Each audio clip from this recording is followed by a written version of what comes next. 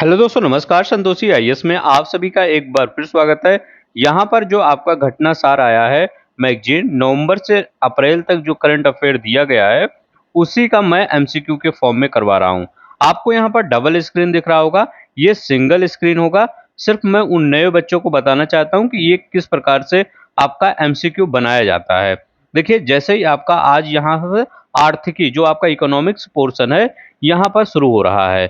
इससे पहले जो हमने फर्स्ट पार्ट था वहां पर हमने इंटरनेशनल और नेशनल का जो करंट अफेयर था उसको हमने पूरी तरह से कंप्लीट कर दिया है।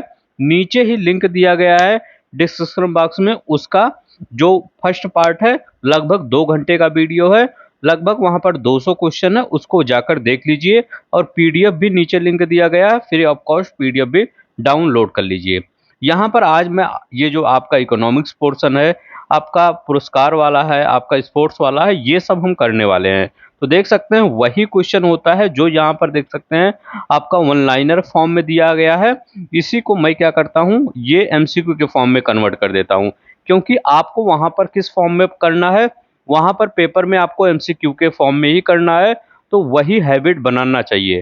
ठीक है, अभी तो आपका ये जो आपका सारांश आगे दिया है ये तो बता रहा हूँ। इसके बाद आपका जो थ्योरी का पोर्शन है, मैं इस बार आपको थ्योरी भी कराऊंगा, साथ में आपका हिंदी इंग्लिश में कन्वर्ट करके आपको एमसीक्यू भी करवाऊंगा। ये पीडीएफ में ये जो आपकी मैगजीन है ये पूरी तरह से मैं याद करवा दूंगा आपको। ठीक है, अगर मेरे साथ आप बने रहें तो चलते हैं, हम शुरू करते हैं एक सिंगल स्क्रीन पर। और यहाँ पर लगभग 150 क्वेश्चन है, इन सबको हम कर लेते हैं। तो चलते हैं, शुरू करते हैं। और जो लोग चैनल को सब्सक्राइब नहीं किए होंगे, अगर आपको लगेगा मैं आपके लिए कुछ एफर्ट कर रहा हूं तो प्लीज़ चैनल को सब्सक्राइब कर लीजिएगा, यही आपसे एक रिक्वेस्ट रहती है। ठीक है, और इस पीडीएफ को आप फ्री ऑफ कॉस्ट, मेरे चैनल पर हर चीज़ें आपको फ्री ऑफ कॉस्ट मिलती हैं। चाहे मुझे ये पीडीएफ बनाने में भी खुद से पैसा इन्वेस्ट करना पड़े, लेकिन मैं हर चीज़ें आपको free of cost he provide करता हूं। क्योंकि ये जो पीडीएफ बनाया जाता है ये चैट जीपीटी से यूज करके बनाया जाता है, जो कि मैं उसका मंथली पेड करता हूं लगभग 19 रुपये। लेकिन मैं हर चीज़ें आपको क्या करता हूं, फ्री ही प्रोवाइड करता हूं। इसीलिए मैं चाहता हूं थोड़ा सा आप सपोर्ट किया करिए ताकि हमें आगे थोड़ा मोटिवेशन मिल सके। ठीक है, और अपना कुछ भी कमेंट होगा तो वो बता दीजिएगा, मैं सभी बच्चों का कमेंट पढ़ता हूं। ठीक है, तो चलते हैं, यहाँ पर देखते हैं पहला क्वेश्चन क्या कह रहा है। कह रहा है कि मैं एक ही पढ़ूंगा, अगर कहीं भी टफ लगेगा वो तो मैं दोनों पे ही पढ़ दूंगा। ठीक है, कह रहे हैं जो 2 अप्रैल 2025 को अमेरिकी राष्ट्रपति डोनाल्ड ट्रंप ने क्या किया था, भारत पर कितने परसेंट टैरिफ लगाने की घोषणा की था किया था। अब देखिए क्या था, अमेरिकी राष्ट्रपति ने क्या एक काम किया, पूरे दुनिया पर जहां पर मनुष्य नहीं रहता वहां पर भी उन्होंने क्या किया, टैरिफ लगा दिया। जहां पर सिर्फ डॉल्फिन रहती हैं, जीव जंतु रहते हैं, उस टापू टापू पर भी 10% टैरिफ, मिनिमम तो 10% टैरिफ हर जगह लगा ही दिए इन्होंने। तो याद रख लेंगे इन्होंने क्या किया, हर जगह 10%, मतलब 10% टैरिफ। और जो देश है वहां पर 10 से ऊपर, मतलब बहुत ज़्यादा। अब चाइना पर तो बहुत ज़्यादा टैरिफ लगा दिया गया, 200 उससे ऊपर चला गया है। ठीक है, तो यहाँ पर क्या हुआ है, भारत पर कितने परसेंट टैरिफ लगाया गया है। तो भारत पर कितने परसेंट टैरिफ लगाया गया, तो 26% कहाँ पर टैरिफ लगाया गया है, ये भारत पर 26% टैरिफ लगाया गया है। ये याद रखिए कब लगाया गया है, 2 अप्रैल 2025। ये डेट इंपॉर्टेंट है क्योंकि यहाँ से ये डेट से भी बहुत सुर्खियों में था, न्यूज वाले बहुत डेट सुर्खियों में लाए थे कि 2 अप्रैल के बाद क्या होने वाला है। तो डेट याद रख लेंगे, 2 अप्रैल 2025 को 26% टैरिफ भारत पर लगा दिया गया था। ठीक है, चलते हैं हम अब नेक्स्ट देखते हैं। यहाँ क्या करा है, अप्रैल 2025 में तेलंगाना और केरल के किन उत्पादों को जीआई टैग प्रदान किया गया। तो बताइए कौन से उत्पादों को, तेलंगाना का एक उत्पाद है और एक केरल का उत्पाद है, तो इनको जीआई टैग प्रदान किया गया। तो कौन सा तेलंगाना का उत्पाद है, तो ये रोमैटो मिर्च है। याद रखेंगे क्या है, रोमैटो मिर्च। इसको क्या कहा जाता है, चपाता मिर्च भी कहा जाता है। चपाता, ये मिर्च चपाता मिर्च भी कहा जाता है इसको, रोमैटो मिर्च को। और कनेप्पा जो आदिवासी हस्तशिल्प है, ये देखिए कनेप्पा आदिवासी हस्तशिल्प, ये कहाँ का है? ये केरल का है, ठीक है, केरल का है। इनको जीआई टैग मिला मिला है। तो रोमेटो मिर्च और कनेप्पा आदिवासी हस्तशिल्प, इन दोनों को, एक तेलंगाना का है और एक केरला का है, इन दोनों को क्या मिला है? जीआई टैग मिला है, ये याद रख लेंगे कि ठीक है। तो ये जो जीआई टैग मिलता है, ये जो सुर्खियों में रहता है उसमें इंपॉर्टेंट होता है, ठीक है, याद कर लिया करिए। अब देखिए यहाँ पर मैं आज आपको क्या याद करवाने वाला हूँ, यहाँ पर मैं आपको याद करवाने वाला हूँ राज्यसभा की सीटें। तो राज्यसभा की कौन कौन सी सीटें, तो केरला में कितनी राज्यसभा की सीटें हैं? तो केरला में कितनी राज्यसभा की सीटें हैं? तो 9 राज्यसभा की सीटें हैं। तो याद रखेंगे केरला में 9 राज्यसभा की सीटें हैं। अगर मैं तेलंगाना की बात करता हूं, तेलंगाना में 7 राज्यसभा की सीटें हैं। इससे पहले जो वीडियो आया था पहला वाला, वहां पर हमने लोकसभा की जो सीटें थी उनको याद करवाया था। आज हम यहाँ पर क्या याद करवाएंगे? राज्यसभा की जो सीटें हैं वो भी याद करवाएंगे, ताकि आपका एक स्टैटिक का पोर्शन भी तैयार होता चला जाए। तो केरला में कितनी सीटें हैं? तो केरला में 9 सीटें हैं। ये किसकी? ये राज्यसभा की। लोकसभा की कितनी सीटें थी? केरल में 20 सीटें थी, याद रख लेंगे। तेलंगाना में कितनी सीटें थी? 17 सीटें थी, ठीक है। तो तेलंगाना में, और 17 का एक हटा देंगे तो ये 7 बन जाएगा। 7 क्या हो जाएगा? ये राज्यसभा की सीटें हो जाएंगी। तो लोकसभा की 17, राज्यसभा की 7, तेलंगाना में, केरला में 9 राज्यसभा की, और ये लोकसभा की 20 सीटें, ये याद रख लेंगे, ठीक है। तो ये आपको ऐसे ऐसे क्या कर सकते हैं, जो भी, जैसे आज मैं आपको राज्यसभा की जो सीटें होंगी पूरी याद करवा दूंगा, ताकि आपका क्या हो जाए, जहां जहां जहां पर किसी स्टेट का नाम देगा वहां मैं जरूर राज्यसभा की सीटें लिखूंगा, ठीक है, ताकि आपको याद हो जाए। चलते हैं, अगर आपको अच्छा लग रहा होगा तो प्लीज लाइक कर दीजिएगा चैनल को, मतलब वीडियो को, आपसे ये रिक्वेस्ट है, ठीक है। अब यहाँ लिखा गया मार्च 2025 में नीति आयोग का पूर्णकालिक सदस्य किसे नियुक्त किया गया? देखिए पूर्णकालिक सदस्य क्या होता है, एक अस्थायी सदस्य होता है, एक क्या होता है, वो फुल टाइम मेंबर होता है, ठीक है, एक पार्ट टाइम मेंबर होता है, एक फुल टाइम मेंबर होता है। तो इसको इनको किसको नियुक्त किया गया? तो ये राजीव गौबा को, याद रख लेंगे किसको नियुक्त किया गया। तो आपका आंसर हो जाएगा ये राजीव गौबा। इनको क्या किया गया है? नीति आयोग का पूर्णकालिक सदस्य नियुक्त किया गया है, राजीव गौबा को, ये याद रख लेंगे। चलते हैं हम नेक्स्ट क्वेश्चन देखते हैं। नेक्स्ट क्वेश्चन हमारा क्या कह रहा है? 198। देखिए 198 क्यों है? क्योंकि 194 तक क्वेश्चन में करवाया हुआ था, अब यहाँ पर 194 के आगे क्वेश्चन चल रहा है, ठीक है। तो ये इसीलिए अब लगभग यहाँ पर 316 क्वेश्चन है, पूरा जितना भी वन लाइनर में आपका घटनासार में दिया गया है। यहाँ लिखा गया है RBI received the digital transformation award 2025। RBI को डिजिटल ट्रांसफॉर्मेशन अवार्ड 2025 किस पहल के लिए मिला है? तो ये किस पहल के लिए डिजिटल ट्रांसफॉर्मेशन ये मतलब अवार्ड मिला है, ठीक है। तो ये कौन दिया है? तो ये याद रखिएगा, लंदन स्थित सेंट्रल बैंकिंग की ओर से यह अवार्ड दिया गया है। तो लंदन स्थित सेंट्रल बैंकिंग ओर से अवार्ड दिया गया है। तो आरबीआई ने क्या किया था? एक प्रवाह, एक सारथी ऐप लॉन्च किया था। कौन सा ऐप था? प्रवाह और सारथी ऐप था। इसी के लिए आरबीआई को डिजिटल ट्रांसफॉर्मेशन अवार्ड 2025 मिला था। याद रख लेंगे क्वेश्चन, आरबीआई से रिलेटेड, सुप्रीम कोर्ट से रिलेटेड जो भी ऐप होता है, जो भी चलाया जाता है योजनाएं, ये इन सब के द्वारा, मतलब ऐप ही लगभग चलाया जाता है, लगभग ऐप निकाला जाता है, चाहे आरबीआई के द्वारा चाहे सुप्रीम कोर्ट के द्वारा। तो ये क्या होता है, वो सुर्खियों में आ जाता है और पेपर में पूछ लेता है, याद रख लेंगे। तो प्रवाह और कौन सा है? सारथी, इन्हीं के लिए क्या होता मिला था, आरबीआई को डिजिटल ट्रांसफॉर्मेशन अवार्ड 2025 मिला था। चलते हैं नेक्स्ट देखते हैं। अब यहाँ कह रहा है कि मार्च 2025 में किस भारतीय टेलीकॉम कंपनी ने स्पेस एक्स के साथ समझौता किया है? अब देखिए समझौता क्यों किया गया है, क्योंकि स्पेस एक्स जो कंपनी है वो हाई स्पीड इंटरनेट देने के लिए जानी जाती है। तो जियो ने क्या किया, पहले एयरटेल, देखिए इसमें क्या हुआ था, पहले एयरटेल ने इससे साझेदारी किया था, एयरटेल ने स्पेस एक्स के साथ साझेदारी किया था, उसका स्टारलिंक है ना, उसी के साथ तो साझेदारी किया था। तो जियो ने सोचा कि हम भी साझेदारी कर लेते हैं, हमारे भी कुछ हो जाएगा, तो दोनों लोग साझे गए। तो यहां पर किसका दिया गया है? जियो का। तो जियो ने क्या किया था? साझेदारी किया था, याद रख लेंगे, ठीक है। किस लिए किया था? कि हाई स्पीड इंटरनेट देने के लिए। किसके साथ? जियो के साथ। जियो ने किसके साथ साझेदारी किया था? स्पेस एक्स के साथ, ये याद रख लेंगे, ठीक है। नेक्स्ट देखते हैं, यहां क्या लिखा गया है, इन फाइनेंशियल ईयर 2024-25 मतलब कह रहे हैं इसमें कि जो coal production did India cross, मतलब जो कोल का उत्पादन हुआ वो भारत ने कितना क्रॉस कर दिया है, तो भारत ने कितना कोयला उत्पादन पार कर दिया है ये बताना है। तो भारत ने कितना कोयला उत्पादन पार कर दिया है, 1 अरब टन। तो ये 1 अरब टन मतलब क्या हो जाएगा आपका, 100 करोड़, मतलब 100 करोड़ तो 1 अरब हो जाएगा ना, तो 1 बिलियन टन ये मतलब प्रोडक्ट उत्पादन क्या हुआ है, क्रॉस कर दिया है फाइनेंशियल ईयर जो 2024-25 में, याद रख लेंगे ये।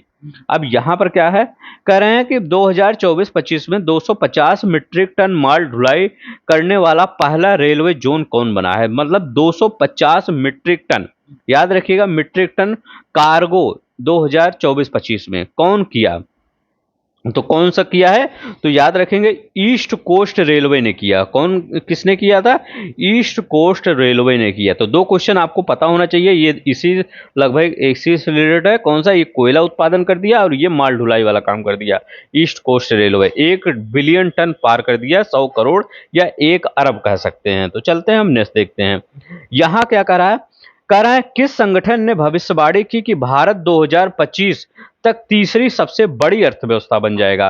किस, मतलब 2025 तक, मतलब ये क्या है 2025, मतलब 2025 में क्या किया गया है? तो यहाँ दो चीजें हैं, ठीक है, देखिए 2025 तक कहा गया है, ये जापान को पीछे छोड़ देगा, 2025 तक जापान को पीछे छोड़ देगा, और 2027 तक किसको पीछे छोड़ देगा, तो 2027 तक जर्मनी को पीछे छोड़ देगा। तो ये प्रोडिक्शन किसने किया है कि 2025 तक जापान को और 2027 तक जर्मनी को पीछे छोड़कर तीसरी सबसे बड़ी अर्थव्यवस्था बन जाएगा। पहली सबसे बड़ी अर्थव्यवस्था कौन सी है, अमेरिका, दूसरा कौन सा है, चाइना, तीसरा भारत। तो ये क्या कर रहा है, कौन सा कह रहा है, तो ये कौन कह रहा है, आईएमएफ कह रहा है, अंतरराष्ट्रीय मुद्रा कोष, ठीक है, ये कह रहा है। तो ये वाला आपका सही हो जाएगा, पहला वाला ऑप्शन। अब यहां देखते हैं, कह रहे हैं एपीडा, एपीडा कह रहे हैं, एपीडा ने किस राज्य में सिंगापुर से एंथूरियम फल का निर्यात किया है, तो सिंगापुर से एंथूरियम जो फल होता है, एपीडा यही सब करता है, जो ये सब काम होता है, कृषि वाला चीज जो ये खाने पीने वाला, एपीडा ही काम करता है, मतलब एक्सपोर्ट इंपोर्ट वाला। तो ये कह रहा है एपीडा ने एंथोरियम फलों का पहला ऐतिहासिक निर्यात किया है, किस राज्य ने किया है, तो किस राज्य ने किया है, ये मिजोरम ने किया है। एंथोरियम कोई फल है, इसी का निर्यात किया है, ठीक है, किसने किया है, एपीडा ने किया है, किस राज्य के लिए, मिजोरम के लिए, ठीक है, याद रखिएगा। अब यहां देखते हैं, करें yes and P global sustainability ranking 2025 में शामिल एकमात्र भारतीय बैंक कौन था, तो S and P global sustainability ranking 2025 में शामिल एकमात्र बैंक कौन था ये बताना है। तो वो कौन सा बैंक है, वो यस बैंक है, ये याद रख लेंगे, ठीक है। तो ये आपको याद है। अच्छा, यहाँ पर ये मतलब आपका ये, हाँ यहाँ पर देखते हैं राज्यसभा की सीटें कितनी है, क्योंकि हमने यहाँ बताया नहीं, ठीक है। अगर हम देखते हैं मिजोरम में, मिजोरम में राज्यसभा की सीटें कितनी है, तो मिजोरम में राज्यसभा की सीटें कितनी है, 1 सीटें हैं, ये याद रख लेंगे, कितनी है मिजोरम में, कितनी राज्यसभा की सीटें, 1 है। मणिपुर में कितनी है, मणिपुर में भी 1 है राज्यसभा की सीटें, मणिपुर में कितनी है राज्यसभा की सीटें, 1 है। असम में राज्यसभा की सीटें कितनी हैं, तो असम में राज्यसभा की सीटें 7 हैं, ये याद रख लेंगे, कितना है, 7 है असम में राज्यसभा की सीटें।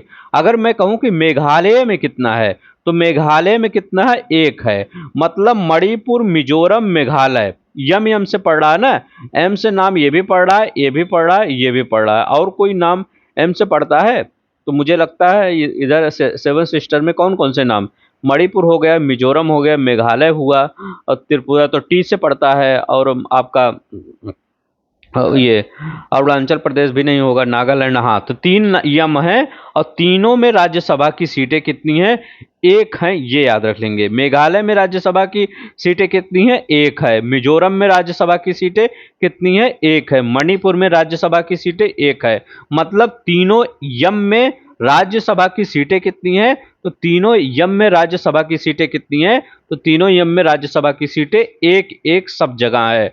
अब ऐसे याद कर लीजिए, अब ये मत सोचिएगा कि और जगह देखते हैं कहाँ 1 सीटें हैं, तो उसमें कंफ्यूज हो जाएंगे जी। यम 1 हमेशा याद रख लेंगे, यम 1 ही होगा राज्यसभा की सीटें। और दूसरा जगह याद रख लेंगे, जैसे अरुणाचल प्रदेश में अगर पूछे तो अरुणाचल प्रदेश में भी कितनी सीटें हैं, 1 सीटें हैं, याद रख लेंगे। कितनी सीटें हैं, 1 सीटें।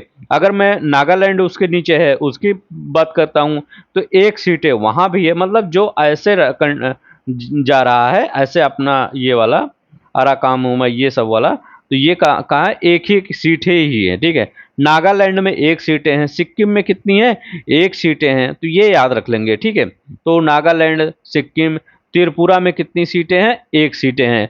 अब इसका मतलब क्या है, क्या याद करेंगे, जो ये सब मतलब राज्य हैं, ये इधर वाले पूर्व वाले, उसमें सिर्फ असम का याद रख लेंगे। असम में कितनी सीटें हैं, असम में 7 सीटें हैं, ठीक है।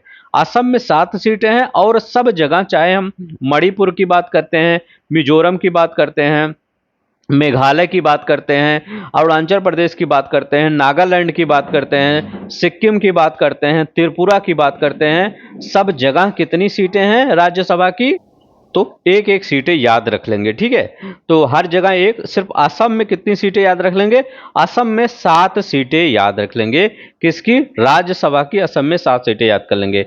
चलते हैं हम देखते हैं, ये वाला क्वेश्चन हो गया था, यहां देखते हैं। यहां करें, पूर्वोत्तर भारत से एरी सिल्क के लिए किस संगठन को ओकोटेक्स प्रमाणन मिला है। देखिए प्रमाणन मिला है, ये सर्टिफिकेट मिला है, कौन सा, ओकेटेक्स। तो ये ओकेटेक्स है क्या, अब देखिए ये मतलब एरी सिल्क होता है, ये मतलब एक सिल्क का एक प्रकार होता है। तो ये किस संगठन, ओको टैक्स प्रमाणन प्राप्त हुआ है, तो ये कि नॉर्थ, उत्तर पूर्व हैंडलूम, हैंडशिल्प एंड हैंडलूम, ये याद रखेंगे, ठीक है। North east handicraft and handloom, इसी से मिला है, ठीक है।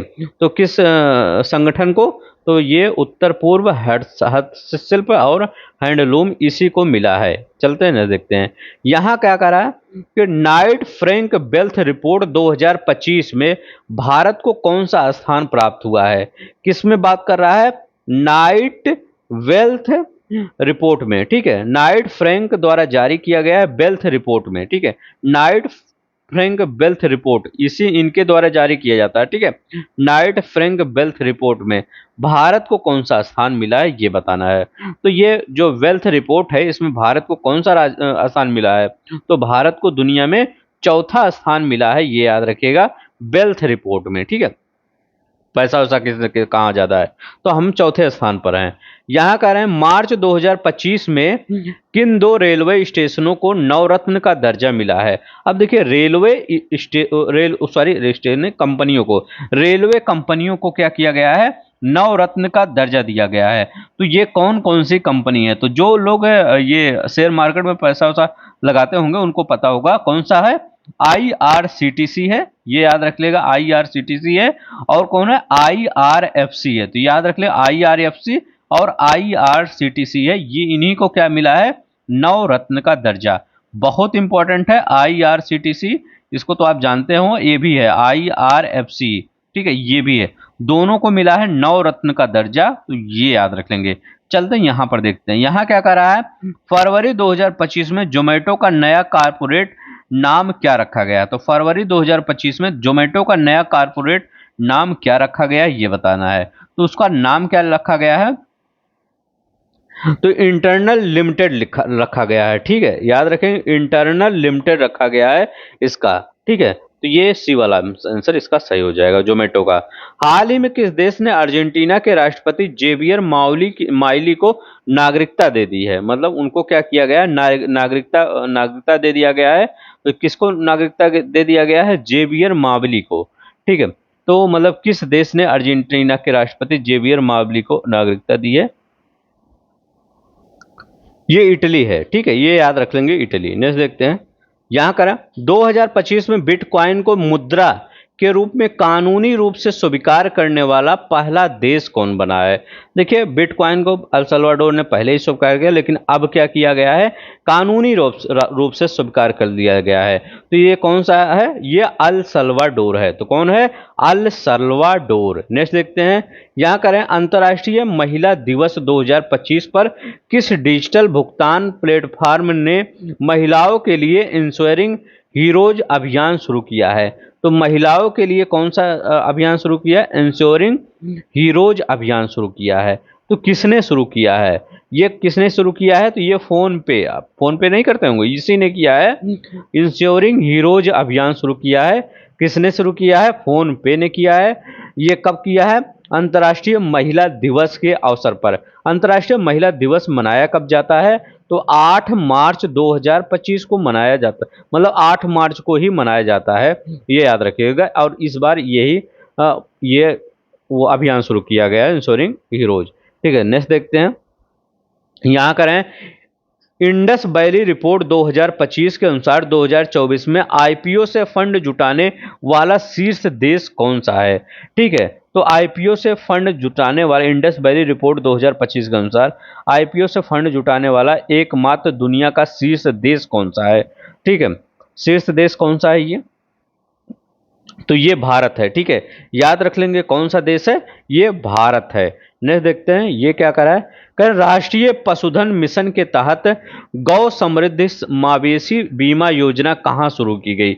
गौ समृद्धि मवेशी बीमा योजना, आप सब बताइए, इसके बाद मैं इसका वो बताता हूँ कि यहाँ पर कितनी राज्यसभा की सीटें हैं। तो गौ समृद्धि मवेशी बीमा योजना कहाँ शुरू की गई है, ये आपको बताना है। तो ये कहाँ पर शुरू की गई है? तो ये कहाँ शुरू की गई है?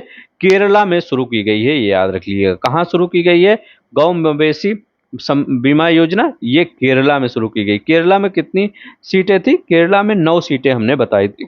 राज्यसभा की कितनी सीटें हैं? 9 सीटें हैं राज्यसभा की केरला में। गुजरात में कितनी सीटें हैं? तो गुजरात में 11 सीटें राज्यसभा की हैं। तो याद रखेंगे, गुजरात में कितनी राज्यसभा की सीटें हैं? 11। लोकसभा की कितना बताया था? 26 बताया था। राजस्थान में कितनी लोकसभा की सीटें हैं, ये बताना है।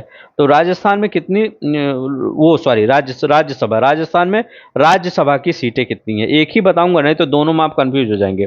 तो ठीक है, तो राजस्थान में कितनी है? तो राजस्थान में 10 राज्यसभा की सीटें हैं। कितनी है? राजस्थान में 10 राज्यसभा की सीटें हैं।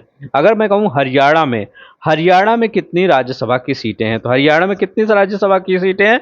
5 हैं। आप कहेंगे हरियाणा के बगल दिल्ली है, तो दिल्ली में बता दीजिए। ठीक है, तो दिल्ली में कितनी है? तो दिल्ली में 3 राज्यसभा की सीटें हैं। तो हरियाणा में 5 राज्यसभा की सीटें, राजस्थान में 10 है, केरला में 9 है, गुजरात में 11 है। अब यहाँ पर देखिए एक केमिस्ट्री क्या बनी है, जैसे हम कहते हैं कि राज्यसभा में लोकसभा की सीटें कितनी है, राज्यसभा में वो राजस्थान में लोकसभा की सीटें कितनी है? तो राजस्थान में लोकसभा की सीटें 25 हैं। उसके नीचे जाएंगे तो एक बढ़ा देंगे, तो कितनी हो जाती है गुजरात में? राजस्थान के नीचे गुजरात है ना, तो ये लोकसभा की सीटें गुजरात में कितनी हो जाती हैं? 26 हो जाती हैं।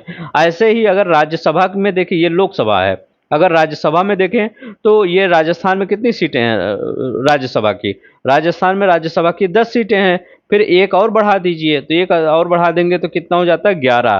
तो ऐसे याद कर लीजिए, 25 से एक नीचे जाएंगे, एक बढ़ा देंगे, और यहाँ से 10 से एक जाएंगे तो नीचे, अगर क्योंकि राजस्थान के नीचे ही तो गुजरात है, फिर एक बढ़ा देंगे तो ये राज्यसभा की सीटें हो गई। तो ऐसे याद कर लेंगे, याद रहेगा। ये टॉपिक बहुत इंपॉर्टेंट है, मैं इसीलिए बताता हूँ, क्योंकि आप प्रीवियस ईयर देख लीजिए, आपको ये यहाँ पर स्टेट दे देगा, 3 4 5 4 स्टेट ऐसे देगा, और यहाँ पर नंबर दे देगा, कहेंगे ये नंबर मिलाइए। ठीक है, जो अब आपको पता रहेगा तो मिला देंगे, अगर 2 ही 3 पता रहेगा तो वो आप वहाँ पर लगा देंगे सब। ठीक है, इसीलिए मैं बताता हूँ हर चीज़ें। ठीक है, अब यहाँ पर देखिए, अंतर्राष्ट्रीय ऊर्जा एजेंसी के अनुसार 2025 से 2027 के बीच भारत की बिजली की मांग कितने % बढ़ेगी? तो 2025 से 2027 के बीच, ये किसके अकॉर्डिंग कह रहे हैं? इंटरनेशनल एनर्जी, मतलब इंटरनेशनल एनर्जी एजेंसी के अकॉर्डिंग कर रहे हैं, कितने % बढ़ेगी? तो भारत की मांग 64% बढ़ेगी। ठीक है, तो ये याद रखिए, कितनी % बढ़ेगी? 64% बढ़ेगी, ये याद है। नेक्स्ट देखते हैं, करें भारत सरकार ने जीडीपी गणना के लिए किस वर्ष को आधार घोषित किया है? भारत सरकार ने जीडीपी की गणना के लिए, ये इकोनॉमिक्स का क्वेश्चन है, बहुत ही अच्छा क्वेश्चन है। तो भारत सरकार ने जीडीपी की गणना के लिए कौन सा आधार वर्ष बनाया है? ये कई बार क्वेश्चन आया हुआ है, पिछला जो था तो ये 2022-23 को जीडीपी की गणना के लिए आधार वर्ष बनाया है। कौन सा है? 2022-23 को जीडीपी की गणना यहीं से की जाएगी। याद रख लीजिए, बैठा लीजिए दिमाग में, ठीक है। चलते हैं नेक्स्ट देखते हैं। यहाँ क्या करें? करें ब्रांड फाइनेंस 2025 में $20 बिलियन ब्रांड वैल्यू के साथ कौन सा भारतीय आईटी कंपनी दूसरे स्थान पर है? तो कौन सा दूसरे स्थान पर? $20 बिलियन ब्रांड वैल्यू है इसकी, ठीक है। तो कौन है? ये टीसीएस है। तो टीसीएस टाटा कंसल्टेंसी सर्विस है, टीसीएस की बात कर रहे हैं। यहां पर देखते हैं, कह रहे हैं कि जनवरी 2025 में दीनदयाल उपाध्याय भूमिहीन कृषक मजदूर कल्याण योजना किस राज्य में शुरू की गई है? अब देखिए, दीनदयाल उपाध्याय भूमिहीन कृषक कृषि मजदूर कल्याण योजना किस राज्य में शुरू की गई है, ये बताना है। तो ये किस राज्य में शुरू किया गया है? तो ये शुरू किया गया है छत्तीसगढ़ में, ये याद रखिएगा। दीनदयाल उपाध्याय भूमिहीन कृषि मजदूर कल्याण योजना कहाँ पर शुरू किया गया है? ये छत्तीसगढ़ में शुरू किया गया है। अब चलते हैं हम ये यहाँ पर थोड़ा सा राज्यसभा की सीटें देख लेते हैं ताकि याद हो जाए। राज्यसभा की सीटें बिहार में कितनी है? 16 है राज्यसभा की सीटें बिहार में, याद रख लेंगे। कितनी सीटें हैं राज्यसभा की बिहार में? तो राज्यसभा की सीटें कितनी हैं बिहार में? 16 है, ठीक है। अगर मैं कहूं कि छत्तीसगढ़ में कितनी है, किस किस सीटें? छत्तीसगढ़ में राज्यसभा की सीटें कितनी है? तो छत्तीसगढ़ में 5 सीटें मिलती है राज्यसभा की। कितनी सीटें मिलती है? 5 सीटें राज्यसभा की मिलती है। अगर हम मध्य प्रदेश की बात करते हैं, 11 सीटें मिलती है। अभी 11 हम कहीं और बताए थे, 11 हम गुजरात बताए थे, ठीक है। तो सटा है, बगल बगल में है। तो याद रखिएगा, मध्य प्रदेश और कहाँ पर? गुजरात में। मध्य प्रदेश गुजरात में 11-11 सीटें हैं। उत्तर प्रदेश में बताने की जरूरत है? नहीं, 31 सीटें हमारे यहाँ है। तो याद रख लेंगे, बिहार में 16 सीटें हैं, अपना पड़ोसी मतलब आपका ये यार उत्तर प्रदेश का। और ये क्या है? छत्तीसगढ़ में 5 है, मध्य प्रदेश में 11 है, उत्तर प्रदेश में 31 सीटें हैं। ये याद रख लेंगे। क्या है? राज्यसभा की ये सीटें। मैं सिर्फ राज्यसभा की बता रहा हूं, अगर दोनों बताऊंगा तो दोनों में कंफ्यूज हो जाएंगे। दोनों अगर ऐसे ही याद करना है तो पिछले वीडियो में मैंने वो लोकसभा की सीटें बताया है, ठीक है। तो चलते हैं नेक्स्ट देखते हैं। यहाँ क्या कर अंतर्राष्ट्रीय वित्त निगम ने भारत के पहले ब्लू लोन के लिए किस बैंक के साथ साझेदारी की है? अंतर्राष्ट्रीय वित्त निगम ने भारत के पहले ब्लू लोन के लिए किस बैंक के साथ साझेदारी की है, ये बताना है। किस बैंक के साथ साझेदारी किया है? तो एक्सिस बैंक के साथ साझेदारी किया है, ये याद रख। किस कौन से बैंक के साथ? एक्सिस बैंक के साथ। चलते नेक्स्ट देखते हैं क्या करा। कर सीपीसीआरआई द्वारा जारी शहरी निवासियों के लिए हाल ही में लॉन्च की गई जैविक खाद का नाम क्या है? तो सीपीसीआरआई द्वारा शहरी निवासियों के लिए जो लॉन्च की गई जैविक खाद का नाम क्या है, ये बताना है। तो ये क्या है? उस खाद का नाम है कल्प भूमि। याद रख लेंगे, उसका नाम क्या है? कल्प भूमि नाम है, ये याद रख लेंगे, ठीक है। तो ये क्या है? कल्प भूमि। नेक्स्ट देखते हैं। अब यहां देखिए, बिमटेक ने अपने कैंपस में किस निजी डिजिटल मुद्रा को पेश किया? तो बिमटेक ने अपने कैंपस में किस निजी डिजिटल मुद्रा को पेश किया है, ये बताना है। तो उसने क्या किया है? तो बिम क्वाइन को पेश किया है। याद रखिएगा, बिमटेक ने अपने कैंपस में किस निजी डिजिटल मुद्रा को पेश किया है? तो बिम क्वाइन को पेश किया है, ये याद रख लेंगे, ठीक है। नेक्स्ट याद रखें। यहाँ क्या करें? केंद्रीय बजट 2025-26 में स्वदेशी लघु मॉड्यूलर रिएक्टर एसएमआर विकसित करने हेतु परमाणु ऊर्जा मिशन, याद रखें क्या है? परमाणु ऊर्जा मिशन के लिए कितनी राशि आवंटित की गई है, ठीक है। स्वदेशी लघु मॉड्यूलर रिएक्टर एसएमआर के लिए विकसित करने के लिए, ठीक है, परमाणु ऊर्जा मिशन के लिए कितनी राशि दी गई है, ये बताना है। तो कितनी राशि दे दी गई है? 20,000 करोड़, याद रखेंगे, 20,000 करोड़ राशि दे दी गई है। यहां पर देखते हैं, केंद्रीय बजट 2025-26 में भारतीय रेलवे के लिए कितनी राशि आवंटित की गई है? रेलवे के लिए कितनी राशि आवंटित की गई है? ठीक है, जो क्या है एक गरीब लोगों की क्या है एक सवारी मानी जाती है, क्योंकि मतलब अमीर भी सफर करते हैं, लेकिन गरीब का एक मूलभूत सवारी अगर कोई है तो ये रेल ही है। ठीक है, तो क्या होता है 2.5 लाख करोड़ रुपए। ठीक है, याद रख लेंगे 2.5 2 लाख करोड़ इतनी राशि आवंटित की गई है 2025-26 के बजट में, ये याद रखेंगे। अब यहाँ देखते हैं केंद्रीय बजट 2025-26 में बीमा क्षेत्र में प्रत्यक्ष विदेशी निवेश एफडीआई की सीमा 74% से बढ़ाकर कितनी कर दी गई। अब देखिए कहां पर, इंश्योरेंस सेक्टर में जो इंश्योरेंस नहीं करवाते हैं, insurance has been raised from 74% to what percent. तो दो जो 74% अब तक थी एफडीआई फॉरेन डायरेक्ट इन्वेस्टमेंट होता था, कितना 74% कर सकते थे, लेकिन अब क्या कर सकते हैं ये 100% कर सकते हैं। याद रख लेंगे कितना कर सकते हैं 100% इंश्योरेंस क्षेत्र में, बीमा क्षेत्र में प्रत्यक्ष विदेशी निवेश कितना हो गया है 100% हो गया है, याद रख लेंगे ये। अब यहां देखते हैं केंद्रीय वाणिज्य मंत्री पीयूष गोयल के अनुसार भारत में 10,000 भौगोलिक संकेत जीआई टैग देने का लक्ष्य किस वर्ष तक है। अब देखिए ऐसा नहीं कि जिसको पा जा रहे हैं उसको जीआई टैग दे रहे हैं, उसके अंदर कुछ गुण होना चाहिए। ठीक है, हर चीज के अंदर।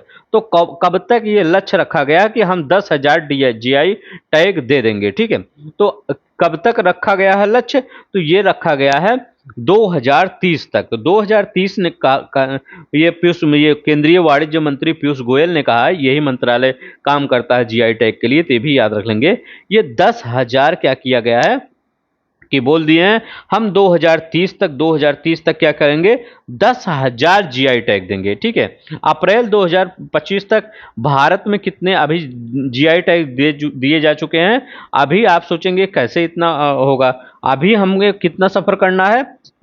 अभी अगर हम अप्रैल 2025 का डाटा देखें तो अभी हमारे पास सिर्फ कितना है 6,000 नहीं 600 ही जीआई टैग है।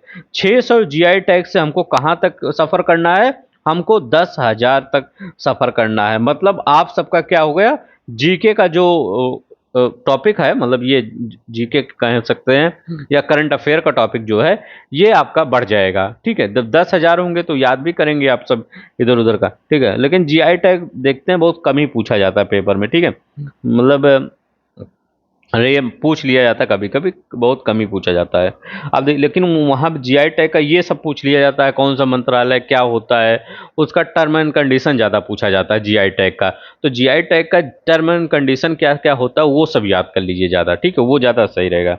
अब यहाँ क्या करा, आर्थिक समीक्षा 2024-25 के अनुसार 2025 में सेवा क्षेत्र का कुल सकल मूल्य वर्धन जीबीए में कितना अनुमानित योगदान है। तो जीबीए में कितना योगदान है ग्रास वैल्यू एडेड इन 2025, इसमें कितना योगदान है ये बताना है। तो जीबीए में कितना योगदान है ये बताना है, कितना योगदान है जीबीए में।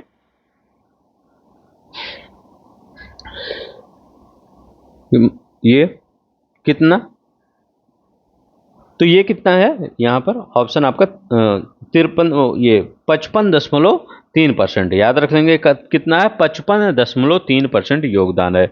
यहाँ कर केंद्रीय बजट 2025-26 में मखाना बोर्ड की स्थापना किस राज्य में करने की घोषणा की गई है। किसकी, मखाना बोर्ड की स्थापना करने की घोषणा की गई है, किस राज्य में करने की घोषणा की गई है ये बताना है। तो मखाना बोर्ड की स्थापना किस राज्य में करने की घोषणा की गई है, ये बिहार में। तो बिहार में मखाना बोर्ड बनेगा, ये सिंपल क्वेश्चन है। यहां कह रहे हैं हाल ही में जारी अंतर्राष्ट्रीय श्रम संगठन की रिपोर्ट के अनुसार वैश्विक स्तर पर अंतर्राष्ट्रीय प्रवासी श्रमिकों को सबसे अधिक रोजगार किस क्षेत्र में प्राप्त होता है। तो सबसे अधिक रोजगार किस क्षेत्र में प्राप्त होता है ये बताना है। तो सबसे अधिक क्षेत्र रोजगार सेवा क्षेत्र में प्राप्त होता है, ये याद रहे। देखिए सेवा क्षेत्र सबसे ज्यादा क्या करता है, सबसे ज्यादा योगदान करता है, और कृषि क्षेत्र क्या करता है सबसे कम योगदान करता है। सबसे ज्यादा योगदान क्या करता है आपके जीडीपी में, सबसे ज्यादा क्या योगदान करता है, ये सेवा क्षेत्र ही, सर्विस सेक्टर ही करता है। तो याद रखिएगा ये आंसर आपका होगा सेवा क्षेत्र। नेक्स्ट देखते हैं यहां क्या कह रहे हैं कि 11 दिसंबर 2024 को किस भारतीय रिजर्व बैंक आरबीआई का 26वां गवर्नर नियुक्त हुआ। मतलब किसे किया गया है 26वां गवर्नर नियुक्त किया गया है। तो 26वां गवर्नर किसको नियुक्त किया गया है? तो संजय मल्होत्रा को 26वां, देखिए 26 नंबर के हैं, 26 नंबर के गवर्नर हैं, ये भी याद रख लेंगे आरबीआई के, ठीक है। 20 संजय मल्होत्रा। नेक्स्ट देखते हैं यहाँ क्या करें नीति आयोग द्वारा जनवरी 2025 में जारी वित्तीय स्वास्थ्य सूचकांक 2025 में किस राज्य को सर्वश्रेष्ठ प्रदर्शन करने वाला राज्य घोषित कर दिया गया? मतलब क्या किया गया है वित्तीय स्वास्थ्य सूचकांक में? तो इसने क्या किया है, बहुत अच्छा मतलब उत्कृष्ट काम किया है स्वास्थ्य के क्षेत्र में। तो ये कौन सा राज्य है? तो ये कौन सा राज्य है? ये उड़ीसा है। याद रख लेंगे कौन सा राज्य है, उड़ीसा है। अब हम क्या देख लेंगे थोड़ा सा जी, वो ये राज्यसभा की सीटें देख लेंगे। महाराष्ट्र में कितनी राज्यसभा की सीटें हैं? तो महाराष्ट्र में कितनी राज्यसभा की सीटें हैं? 19 राज्यसभा की सीटें हैं महाराष्ट्र में। केरला में हमने कितना बताया था? केरला में 9 राज्यसभा की सीटें हैं। तो याद रख लेंगे केरला में कितनी राज्यसभा की सीटें हैं? 9 हैं। उड़ीसा में क्या है? एक बढ़ाइए 10, ठीक है। तो उड़ीसा में कितनी है? जो यहाँ पर वित्तीय स्वास्थ्य सूचकांक में यहाँ ये टॉप किया है, वहां पर 10 सीटें हैं। तो 10 सीटें कहां पर है? उड़ीसा में है। गुजरात में हमने कहा कि क्या किया था, एक बढ़ा दिए थे, ऊपर 10 था, नीचे आए थे, एक बढ़ गया था। वहां लोकसभा में बढ़ गया था, यहां भी। तो यहां पर कितना हो गया था? 11 हो गया था। तो गुजरात में राज्यसभा की सीटें कितनी है? 11 हैं, ये याद रख लेंगे, ठीक है। आई होप आपको याद हो गया होगा अब सीटें भी, ठीक है। ऐसे याद करवा देंगे, आपको याद हो जाएगा। एक टॉपिक आपका किसका तैयार हो जाएगा? पॉलिटी का, ठीक है। अगर आपका ये मेरा जो ये याद करवाने का तरीका है बीच बीच में लोकसभा राज्यसभा के पसंद आ रहा होगा तो प्लीज आप सब बता दीजिए करिए, लाइक शेयर सब्सक्राइब करके।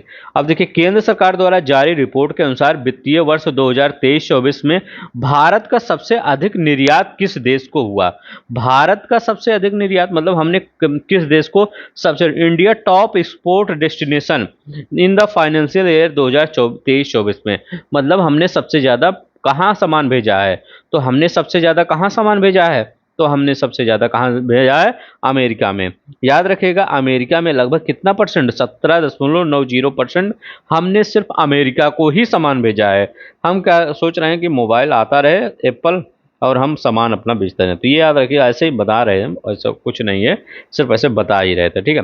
तो अमेरिका में सबसे ज्यादा निर्यात हमने किया है, एक्सपोर्ट सबसे ज्यादा किया है, ये याद रखिए। अब यहाँ देखिए केंद्रीय बजट 2025-26 में जल जीवन मिशन कह रहे हैं कि जल जीवन मिशन की समय सीमा को कब तक के लिए बढ़ाया गया है? तो जल जीवन मिशन की समय सीमा को कब तक के लिए बढ़ाया गया है? ये अच्छा क्वेश्चन है, इंपॉर्टेंट क्वेश्चन है, पूछ सकता है। तो 2028 तक, 2028 तक जल जीवन मिशन को क्या किया गया है? बढ़ा दिया गया है, ठीक है। जीआई टैग वाला 10,000 कब तक था? 10,000 वो 2030 तक था, ठीक है, ये याद रख लेंगे। और तो जल जीवन मिशन 2028 तक बढ़ा दिया गया है, इंपॉर्टेंट क्वेश्चन है, याद रख लेंगे। यहां पर देखते हैं यहां क्या करा है, भारत ने 2030 तक कुल विद्युत उत्पादन में गैर जीवाश्म करें नॉन फॉसिल फ्यूल, याद रखेंगे नॉन फॉसिल फ्यूल स्रोतों की हिस्सेदारी कितनी रखने का लक्ष्य रखा है?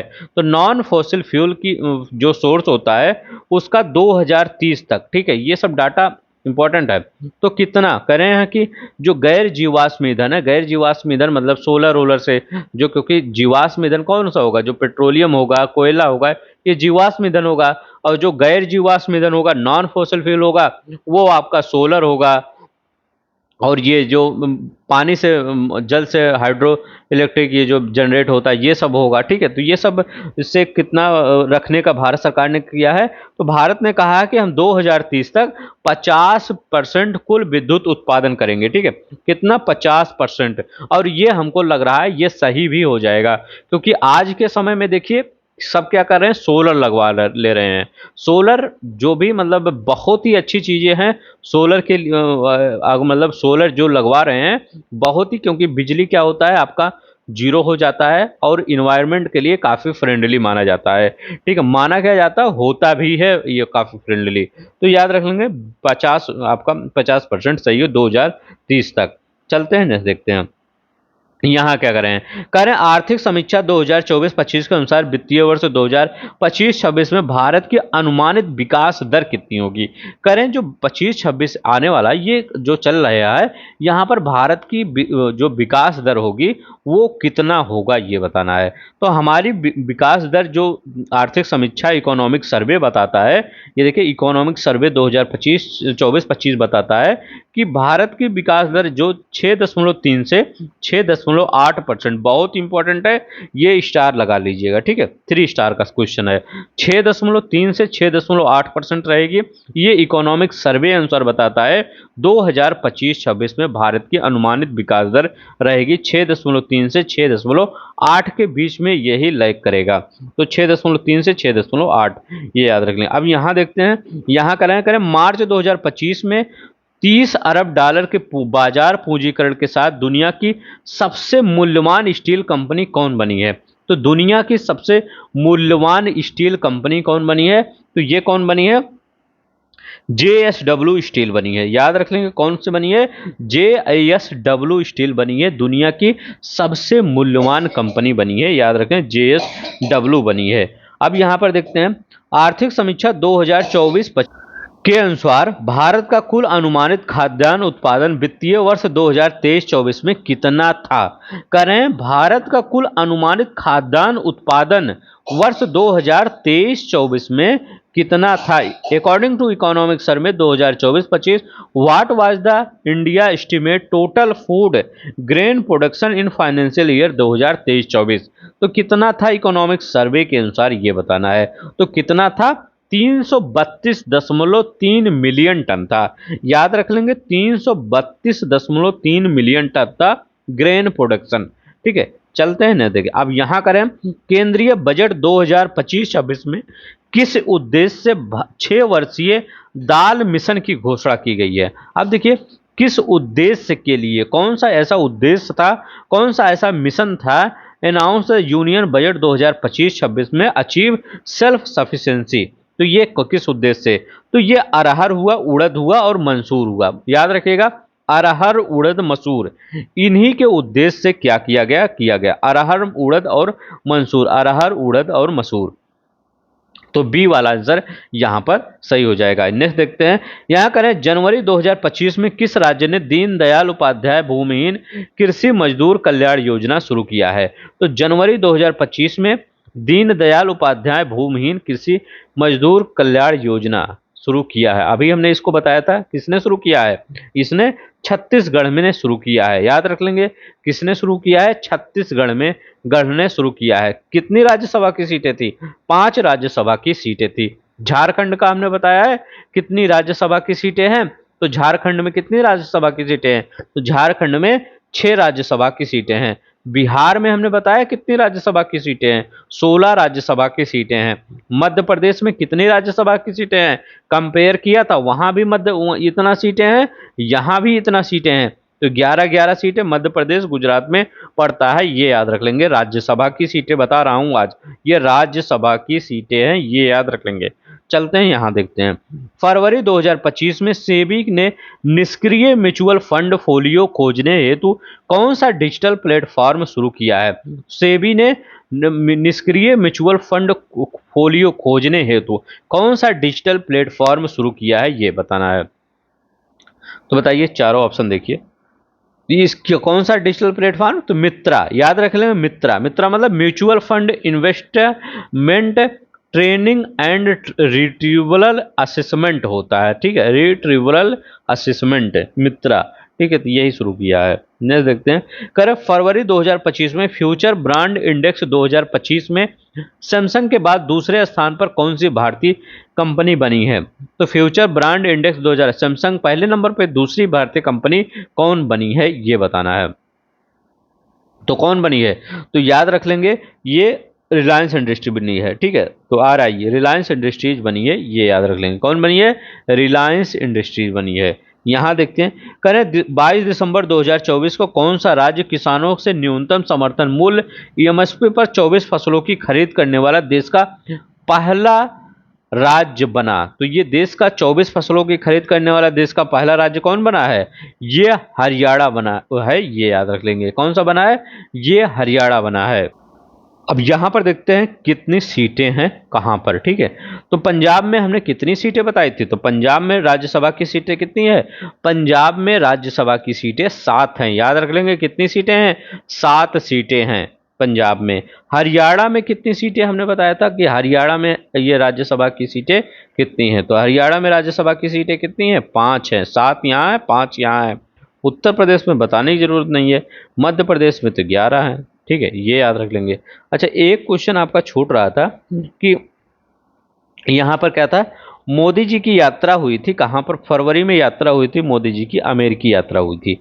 वहां पर दोनों देश के बीच सहमति हुई थी। दोनों देश के बीच सहमत हुई थी कि 2030 तक क्या किया जाएगा?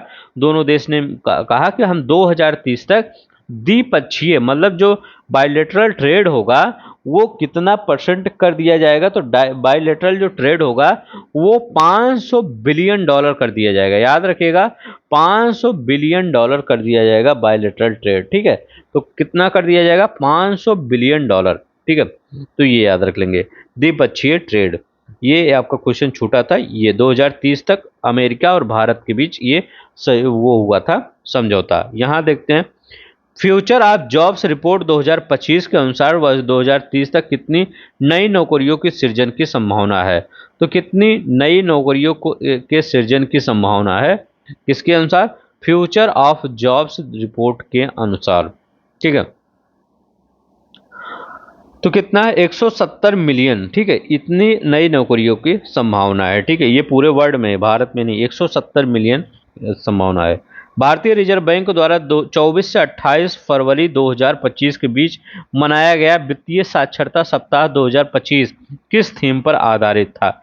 वित्तीय साक्षरता सप्ताह 2025 कब से कब मनाया गया था? 24 से 28 फरवरी को मनाया गया था वित्तीय साक्षरता सप्ताह 2025।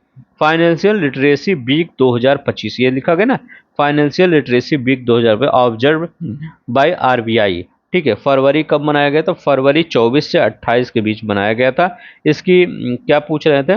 ये किस कौन से थीम पर आधारित था? तो ये किस थीम पर आधारित था?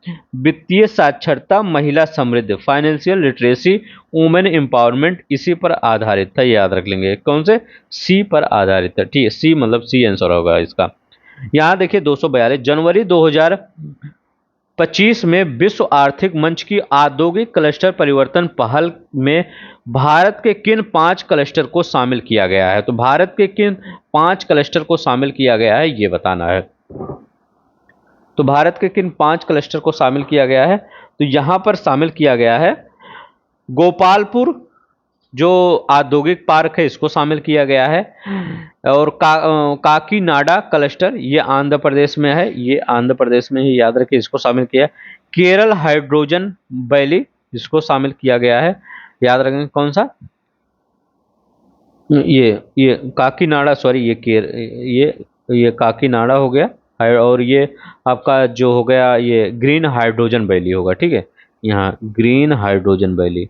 तो ग्रीन हाइड्रोजन वैली हो जाएगा जो केरला में है। ये याद रखिए, ग्रीन हाइड्रोजन वैली कहाँ है? केरला में है। ये मुंद्रा क्लस्टर, तो मुंद्रा क्लस्टर ये है आपका कहाँ पर? मुंद्रा क्लस्टर गुजरात में है। याद रखें, ये गुजरात में है। और मुंबई ग्रीन हाइड्रोजन क्लस्टर, ये मुंबई ग्रीन हाइड्रोजन क्लस्टर ये कहाँ पर है? तो ये Mumbai green hydrogen cluster Mumbai में है। तो ये याद रखिए, गोपालपुर आपका, काकीनाडा आपका हो जाएगा, काकीनाडा क्लस्टर ये आंध्र प्रदेश में है। और ग्रीन हाइड्रोजन वैली जो है ये केरला में है, इसको शामिल किया गया है। और मुंद्रा क्लस्टर ये गुजरात में है, इसको शामिल किया गया है। मुंबई ग्रीन हाइड्रोजन क्लस्टर, तो मुंबई ग्रीन हाइड्रोजन क्लस्टर ये कहाँ पर शामिल किया गया? ये है मुंबई, ये मुंबई में है। तो मुंबई, ये इतना ये याद रख लेंगे। ये 5 ये क्लस्टर को शामिल किया गया है विश्व आर्थिक मंच की औद्योगिक क्लस्टर परिवर्तन पहल में। तो ये याद रख ले, बहुत इंपॉर्टेंट है। Gopalpur, Kakinada, green hydrogen valley, Mundra और मुंबई क्लस्टर, तो ये याद रख लेंगे। ठीक है, तो ये वाला सही हो जाएगा। यहाँ पर क्या हुआ? थोड़ा सा यहाँ मिस्टेक हो गया। ठीक है, चलते हैं, मतलब टाइपिंग मिस्टेक है। चलते हैं, नेक्स्ट देखते हैं। क्या है, हाल ही में किस देश ने गोल्डन कार्ड वीजा शुरू करने की घोषणा की है? तो मतलब किस देश ने गोल्डन कार्ड वीजा शुरू करने की देखिए ये क्या है, जो जिसके पास ज़्यादा पैसा होगा, लगभग 40 करोड़ के आसपास जिसके पास पैसा होगा, वो क्या करेगा, यहाँ पर आ सकता है, मतलब वहाँ पर जा सकता है अमेरिका में। तो यूएसए ने ये शुरू किया है। अब यहाँ पर क्या है, 7 अप्रैल 2025 को राष्ट्रपति द्रौपदी मुर्मू, याद रखेंगे, राष्ट्रपति द्रौपदी मुर्मू को पुर्तगाल के किस सम्मान से नवाजा गया? अब देखिए पुरस्कार से जितने रिलेटेड क्वेश्चन होंगे वो यहाँ पर बनने वाले हैं। अब देखिए 7 अप्रैल 2025 को राष्ट्रपति द्रौपदी मुर्मू को कौन से पुरस्कार से नवाजा गया है, ये बताना है। तो कौन से पुरस्कार से? सिटी ऑफ ऑनर पुरस्कार से सम्माना गया है। सिटी ऑफ ऑनर, तो सिटी की ऑफ ऑनर इन्हीं से सम्मानित किया गया है। अब यहाँ देखिए, किस पड़ोसी देश ने प्रधानमंत्री नरेंद्र मोदी को 5 अप्रैल 2025 को मित्र विभूषण से सम्मानित किया? मित्र विभूषण से सम्मानित किया। तो किसने सम्मानित किया? ये श्रीलंका ने सम्मानित किया, याद रख लेंगे। मित्र विभूषण से सम्मानित किया किसने? श्रीलंका ने सम्मानित किया, ये याद रखेंगे। यहाँ करें, मार्च 2025 में विजय शंकर को डेनमार्क के राजा द्वारा किस सम्मान से सम्मानित किया गया? अब ये विजय शंकर कौन है? ये दक्षिण भारत के लिए डेनमार्क के मानक काउंसलर जनरल और सम्मार ग्रुप के अध्यक्ष हैं। कौन सा? सन्मार ग्रुप के अध्यक्ष हैं। इन्हीं को क्या किया गया है?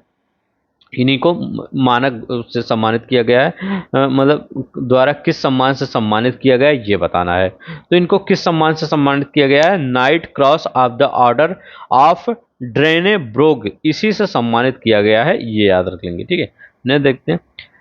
मार्च 2025 में आयोजित बिजनेस टुडे इंडिया के सीईओ अवार्ड समारोह में किसे business icon of the year घोषित किया गया है? तो किसे business icon of the year घोषित किया गया है? तो ये याद रखिएगा, कुमार मंगलम बिरला को business icon of the year घोषित किया गया है। ठीक है, ये याद रखिएगा, business icon of the year किसको घोषित किया गया है? बिजनेस टुडे इंडिया के द्वारा, ये कुमार मंगलम बिरला को। 22 मार्च 2025 को किस प्रसिद्ध हिंदी लेखक को 2024 के लिए भारत के सर्वोच्च साहित्यिक सम्मान ज्ञानपीठ पुरस्कार से सम्मानित करने की घोषणा की गई है? तो कौन ज्ञानपीठ पुरस्कार से सम्मानित होंगे ये बताना है। तो ये कौन होंगे? विनोद कुमार शुक्ला, याद रख लेंगे कौन से हैं? विनोद कुमार शुक्ला, ये ज्ञानपीठ सम्मान से सम्मानित होंगे। अब यहाँ पर देखते हैं, हाल ही में अंग्रेजी भाषा में साहित्य अकादमी अनुवाद पुरस्कार 2024 किस पुरस्कार को दिया गया? अंग्रेजी भाषा श्रेणी में साहित्य अकादमी अनुवाद पुरस्कार 2024 किस पुस्तक को दिया गया ये बताना है। ठीक है, हजारों ख्वाहिशें ऐसी, इसी पुस्तक को दिया गया। किसको? हजारों ख्वाहिशें ऐसी, इसी पुस्तक को दिया गया। ठीक है, अब यहां पर देखते हैं, करें, साहित्य अकादमी द्वारा हाल ही में किस संगीतकार को संगीत कला निधि पुरस्कार 2025 से सम्मानित किया गया? संगीत कला निधि पुरस्कार 2025 से सम्मानित किया गया। तो ये कौन है? तो ये हैं जो आर के श्रीराम हैं। आर के श्रीराम क्या है? ये वायलिन वादक हैं। तो वायलिन वादक हैं आर के श्रीराम कुमार, इनको क्या किया? संगीत कला निधि पुरस्कार 2025 से सम्मानित किया गया। अब यहां देखिए, भारतीय सशस्त्र बलों के 3 अधिकारियों, विंग कमांडर सुमित महाजन, मेजर रोहित और लेफ्टिनेंट कमांडर सनी शर्मा को हाल ही में किस देश द्वारा पीन आल पुष्कर, याद रखिए, पीन आल पुष्कर से सम्मानित किया गया? तो पीन आल पुष्कर से किसको सम्मानित किया गया? किस देश द्वारा सम्मानित किया गया? ठीक है, तो ये बताना है किस देश को। तो ये श्रीलंका सरकार के द्वारा सम्मानित किया गया, याद रखेंगे, श्रीलंका सरकार के द्वारा सम्मानित किया गया। भारत के खाद्य तेल उद्योग में परिवर्तनकारी योगदान के लिए हाल ही में किसे हारकोट बटलर तकनीक विश्वविद्यालय द्वारा लाइफ टाइम अचीवमेंट पुरस्कार से सम्मानित किया गया? तो बताइए, लाइफ टाइम अचीवमेंट पुरस्कार से सम्मानित किसको किया गया? तो ये किया गया डॉक्टर दिनेश साहर को, ये याद रखिए, इनका नाम ही है डॉक्टर दिनेश, इन्हीं को सम्मानित किया गया। करें, मार्च 2025 में किस देश द्वारा भारत के प्रधानमंत्री नरेंद्र मोदी को honorary order of freedom of Barbados. ठीक है, ये honorary order of freedom of Barbados, इसका तो नाम ही में है। तो ये बारबाडोस सरकार के द्वारा सम्मानित किया गया, किसको? मोदी जी को। अब देखिए यहाँ पर कहना है, भारत सरकार को सड़क सुरक्षा मानकों को बढ़ाने के लिए हाल ही में किस देश ने Prince Michael road safety award से सम्मानित किया गया? किस देश में Prince Michael road safety award से सम्मानित किया भारत सरकार को सड़क सुरक्षा मानकों को बढ़ाने के लिए? तो ये मतलब ये बढ़ाने के हाल में किस देश में, ठीक है, तो ये कहाँ किया गया? तो यहाँ देश लिखना चाहिए, तो यहाँ पर वही पुरस्कार लिखा गया प्रिंस माइकल रेसिप्टी। ये मोरक्को देश है, याद रखेंगे, मोरक्को, ये मोरक्को है। ठीक है, मोरक्को यहाँ पर आपका आंसर होगा। ठीक है, यहाँ करें वास्तुकला के नोबल के रूप में प्रसिद्ध प्रित्जकर पुरस्कार 2025। करें वास्तुकला का जो नोबल पुरस्कार के रूप में जाना जाता है, प्रित्जकर पुरस्कार। ठीक है, तो ये जो आपका आर्किटेक्चर के का एक सबसे अच्छा नोबल पुरस्कार माना है, मतलब नोबल पुरस्कार है आर्किटेक्चर का, ये माना जाता है। जैसे और नोबल पुरस्कार, वैसे ये आर्किटेक्चर का होता है। तो ये कह रहे हैं किसको मिला है? ठीक है, प्रसिद्ध पुरस्कार किसे प्रदान किया गया, किसको प्रदान किया गया, ये बताना है। ठीक है, तो ये किसको मिला है? तो ये लिउ जियाकुन को मिला है। ठीक है, ये किसके वास्तुकार हैं? ये चंगेदू के वास्तुकार है, चंगेदू के वास्तुकार इन्हीं को क्या किया गया है? मिला है ली जियाकुन को। ठीक है, तो ये बहुत इंपॉर्टेंट है, ये आप 3 स्टार लगा ही लीजिए। ठीक है, क्योंकि ये इंपॉर्टेंट है आपका। प्रित्जकर प्राइज कौन सा किसे मिला है? ली जियाकुन को मिला है। तो जियाकुन, ठीक है, ऐसे कुछ से याद कर लीजिए। 2025 में प्रतिष्ठित स्टॉकहोम वाटर पुरस्कार किसे प्रदान किया गया? 2025 का प्रतिष्ठित स्टॉकहोम वाटर पुरस्कार किसे प्रदान किया गया, ये बताना है। वाटर पुरस्कार किसे, इसको किसको प्रदान किया? गुंटर बलोचस्चल को प्रदान किया। देखिए, ये गुंटर ब्लोसविल को, ठीक है, इनका नाम भी नहीं आता। ठीक है, तो इन्हीं को प्रदान किया गया है स्टॉकहोम वाटर पुरस्कार। अब यहाँ देखते हैं, कह रहे हैं कि 12 मार्च 2025 को प्रधानमंत्री मोदी को किस देश द्वारा grand commander of order of star end of Indian ocean सम्मान से सम्मानित किया गया है? तो कौन, किस देश के द्वारा? तो ये मॉरिशस के द्वारा सम्मानित किया गया है, याद रखें, किसके द्वारा? मॉरिशस के द्वारा। अब यहाँ पर देखते हैं, त्रिवेणी एल्बम के लिए 2025 में ग्रैमी अवार्ड से सम्मानित भारतीय अमेरिकी गायिका कौन है? ठीक है, त्रिवेणी एल्बम से, तो वो उनका नाम क्या है? तो उनका नाम है चंद्रिका टंडन, नाम है, याद रख लेंगे, इनका नाम क्या है? चंद्रिका टंडन, त्रिवेणी एल्बम। अब देखिए, करें वर्ष 2025 के लिए पद्मश्री पुरस्कार से किस भारतीय क्रिकेटर को सम्मानित किया गया? अब देखिए, पद्मश्री, अभी इन्होंने क्या किया है? संन्यास ले लिया है। ठीक है, और अभी इस आईपीएल में खेल रहे हैं, किस टीम के खिलाफ, किस टीम से साथ खेल रहे हैं? ये चेन्नई सुपर किंग के साथ खेल रहे हैं। कौन है ये? रविंद्र चंद्र अश्विन है, याद रखने के, कौन है? रविंद्र चंद्र अश्विन। वह भारतीय जिसे जनवरी 2025 में गेट्स कैम्ब्रिज इम्पैक्ट पुरस्कार 2025, कौन, किस पुरस्कार से? गेट्स कैम्ब्रिज इम्पैक्ट पुरस्कार 2025 से। तो ये उर्वशी सिन्हा को सम्मानित किया गया गेट्स कैम्ब्रिज इम्पैक्ट पुरस्कार 2025। यहाँ क्या करें? वर्ष 2024 का इंदिरा गांधी शांति पुरस्कार किसे प्रदान किया गया? 2024 का इंदिरा गांधी शांति पुरस्कार किसे प्रदान किया गया? तो इंदिरा गांधी शांति पुरस्कार किसे प्रदान किया गया? मिशेल बाचलेट को, है मिशेल बाचलेट को प्रदान किया। अब देखिए, मिशेल बाचलेट हैं कौन? मिशेल बाचलेट चिली के पूर्व राष्ट्रपति हैं, तो याद रख लेंगे ये कौन है? चिली के पूर्व राष्ट्रपति। चिली के पूर्व राष्ट्रपति हैं, इनको इंदिरा गांधी शांति पुरस्कार प्रदान किया गया, मिशेल बाचलेट को।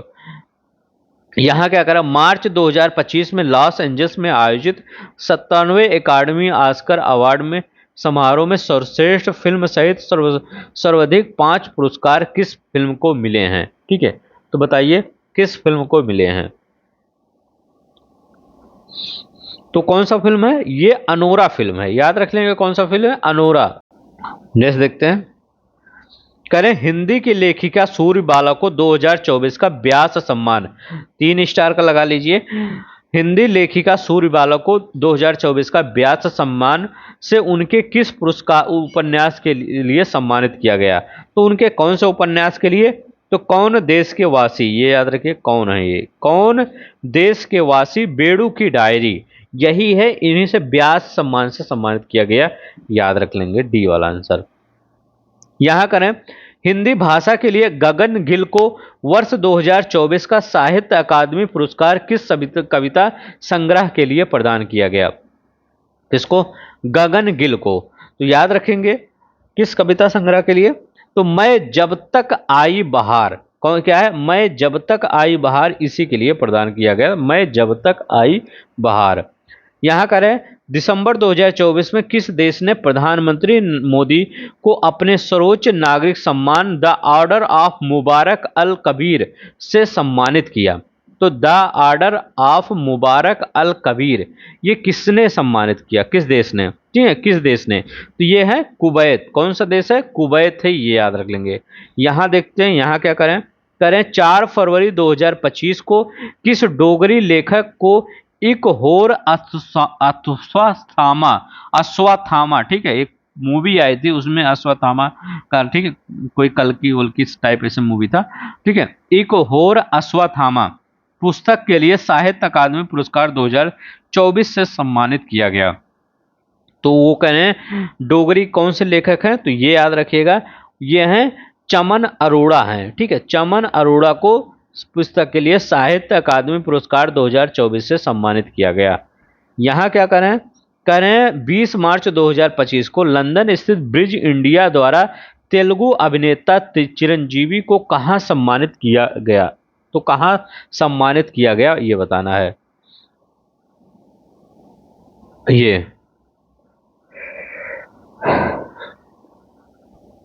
तो यह कहाँ पर? हाउस ऑफ कॉमन्स में, ठीक है, वहाँ के जो हाउस संसद है वहाँ पर, हमारे यहाँ राज्यसभा लोकसभा बोला जाता है, यहाँ हाउस ऑफ कॉमन्स बोला जाता है, ठीक है।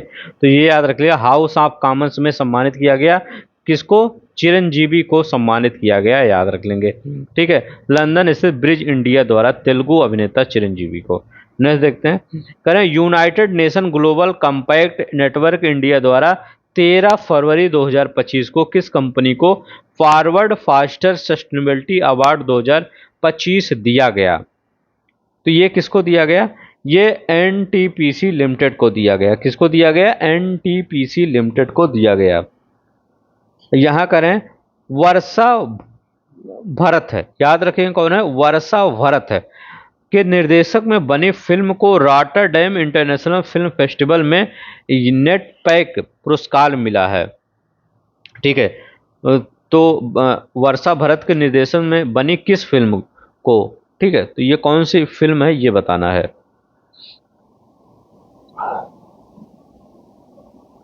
तो ये कौन सी फिल्म है? बैड गर्ल है, याद रखेंगे बी वाला बैड गर्ल है। यहाँ करें 15 फरवरी 2025 को किस नागालैंड की परियोजना को नई दिल्ली में स्कॉच पुरस्कार 2024 से सम्मानित किया गया? ठीक है, तो किस नागालैंड की परियोजना को नई दिल्ली में स्कॉच पुरस्कार 2024 से सम्मानित किया गया? तो किसको? नागालैंड फॉरेस्ट मैनेजमेंट प्रोजेक्ट, इसी को सम्मानित किया, नागालैंड फॉरेस्ट मैनेजमेंट प्रोजेक्ट को। कह रहे हैं फरवरी 2025 में किस भारतीय महिला को शिक्षा, स्वास्थ्य, खेल, कला, संस्कृति और महिला सशक्तिकरण में उनके उत्कृष्ट कार्यों के लिए मैसाचुसेट्स के गवर्नर का प्रशस्ति प्रदान किया गया? तो किनको प्रदान किया गया? ये नीता अंबानी को प्रदान किया गया, ये याद रखेंगे। चलते हैं यहाँ देखिए, फरवरी 2025 में किस प्रसिद्ध भारतीय जीव विज्ञानी और वन्यजीव संरक्षणवादी को टाइम मैगजीन की वुमेन ऑफ द ईयर की सूची में शामिल किया गया? ये बहुत इंपॉर्टेंट क्वेश्चन है, 3 स्टार का क्वेश्चन है, याद रख लेंगे। किनको शामिल किया गया? तो ये पूर्णिमा देवी वर्मन को, ये असम की हैं, ठीक है, इन्हीं को शामिल किया गया है। किसमें शामिल किया गया है? ये है टाइम मैगजीन की वुमेन ऑफ द ईयर की सूची में। ठीक है, बहुत ही इंपॉर्टेंट है, वुमेन ऑफ द ईयर की सूची में पूर्णिमा देवी वर्मन को शामिल किया गया। यहाँ देखते हैं क्या, साहित्य के क्षेत्र में ब्रिटेन का प्रतिष्ठित पुरस्कार बुकर पुरस्कार 2025 किस लेखिका को उनके अंतरिक्ष आधारित उपन्यास ऑर्बिटल के लिए दिया गया है? तो उनके अंतरिक्ष आधारित उपन्यास ऑर्बिटल के लिए दिया गया है। अच्छा, यहाँ तो वो मतलब कौन सी लेखिका हैं, किस लेखिका को? तो समंथा हार्वे हैं। कौन सा है? समंथा हार्वे हैं इनका नाम। करें, भारत सरकार द्वारा कारपोरेट श्रेणी में पशु कल्याण के लिए दिया गया प्राण मित्र पुरस्कार। करें, प्राण मित्र राष्ट्रीय पुरस्कार 2025 किस पहल को प्रदान किया गया? तो प्राण मित्र राष्ट्रीय पुरस्कार 2025 किस पहल को प्रदान? तो ये है बनतारा। देखिए, मोदी जी घूमने गए थे वहां पर, बनतारा वीडियो उनका पड़ा है यूट्यूब पे, काफी चैनल पे, आप जाके देखिए। मतलब काफी अच्छा मतलब दृश्य दिखाया गया वहां पर। ठीक है, बनतारा, इसको क्या मिला है? प्राण मित्र राष्ट्रीय पुरस्कार 2025। पशु कल्याण के लिए दिया जाता है ये पुरस्कार, प्राण मित्र पुरस्कार 2025, बनतारा। अब यहाँ पर देखते हैं, करें अप्रैल 2025 में T20 क्रिकेट में 13,000 रन पूरे करने, अब खेल वाला स्पोर्ट्स वाला आपका आ गया सेक्शन, 13,000 पूरे करने वाले भारतीय क्रिकेटर कौन बने हैं? तो ये रन कौन बना रहे हैं? विराट कोहली बनाएंगे। अब यहाँ देखिए, अंतर्राष्ट्रीय ओलंपिक समिति IOC की पहली महिला और पहली अफ्रीकी अध्यक्ष मार्च 2025 में कौन बनी है? तो याद रख लेंगे, अंतर्राष्ट्रीय ओलंपिक समिति की। तो ये कौन बनी है? ये बनी है पूर्व तैराक है कास्ट्री। याद रखेंगे, पूर्व तैराक हैं ये, पूर्व तैराक है। ये इनका नाम क्या है? कास्ट्री, कास्ट्री, ये याद रखें, कास्ट्री होगा। ठीक है, ये कास्ट्री कॉमेंट्री, याद रखिए, कास्ट्री कॉमेंट्री को इन्हीं को बनाया गया है। पहली महिला, पहली अफ्रीकी अध्यक्ष, पहली महिला है और पहली अफ्रीकी अध्यक्ष मार्च 2025 में कौन बनी है? ये क्वेश्चन आप 5 स्टार लगा लीजिए। ठीक है, क्यों? क्योंकि यहाँ से क्वेश्चन काफ़ी बार, जैसे अफ्रीका से अगर कोई महिला किसी कंट्री से आके बन जाती है, चाहे IMF का हेड, चाहे वर्ल्ड बैंक का हेड, चाहे किसी भी बड़ी संस्था का इंटरनेशनल बन जाती हैं, तो उस पर काफ़ी क्वेश्चन आ जाता है। ठीक है, ऐसा प्रीवियस ईयर में देखा भी गया है। तो याद रखेंगे, ये कौन है? कास्ट्री कॉमेंट्री हैं, ये याद रखिएगा, तैराक है पूर्व। इनको अंतर्राष्ट्रीय ओलंपिक समिति की पहली महिला पहली अफ्रीकी अध्यक्ष अफ्रीकी अध्यक्ष मार्च 2025 में कौन बनी है? तो यही बनी है। ठीक है, अब यहाँ क्या है, किस पूर्व भारतीय क्रिकेटर को मार्च 2025 में विजन 2020 इंडिया सद्भावना राजदूत नियुक्त किया गया है? तो ये बताइए, तो किसको नियुक्त किया गया है? ये किया गया कृष्णामचारी श्रीकांत को नियुक्त किया गया है। याद रखेंगे, कृष्णामचारी श्रीकांत को। यहाँ क्या कहा है? खेलो इंडिया पैरा गेम्स 2025 का शुभंकर क्या था, जिसे 20 से 27 मार्च 2025 तक नई सूची में नई दिल्ली में आयोजित किया गया। तो खेलो इंडिया पैरा गेम्स 2025 का शुभंकर क्या था, जिसे 20 से 27 मार्च 2025 तक नई दिल्ली में आयोजित किया गया। तो ये क्या था? उज्ज्वला था। उज्ज्वला क्या है? ये है ये घरेलू गौरैया, यानी गौरैया आती है घर पे, उन्हीं से प्रेरित है ये उज्ज्वला। अब यहाँ देखिए, मार्च 2025 में किस ऑनलाइन ट्रेवल प्लेटफॉर्म ने क्रिकेटर ऋषभ पंत को अपना ब्रांड एम्बेसडर बनाया है? तो ये क्रिकेटर ऋषभ पंत को ब्रांड एम्बेसडर किसने बनाया है? तो गो आई बीबो, ये नहीं है, गो आई बीबो। ठीक है, ये इसी को मतलब ऑनलाइन ट्रेवलिंग कंपनी है ये, गो आई बीबो, इन्हीं को बनाया है। किसको? क्रिकेटर ऋषभ पंत को। अब यहाँ देखिए, जैसे मेक माई ट्रिप है वैसे ये भी है। ICC चैंपियन ट्रॉफी 2025 में किस खिलाड़ी को प्लेयर ऑफ द टूर्नामेंट घोषित किया गया था? जो चैंपियंस ट्रॉफी हुआ था उसमें किसे प्लेयर ऑफ द टूर्नामेंट घोषित किया गया था? तो ये किसको घोषित किया गया था? ये रचिन रविंद्र को घोषित किया गया था। इस समय किसके साथ खेल रहे हैं? किस टीम के साथ? CSK के साथ खेल रहे हैं। ठीक है, जो IPL आता है उसी में ये है, उसी CSK की टीम में। ठीक है, चलते हैं, देखते हैं।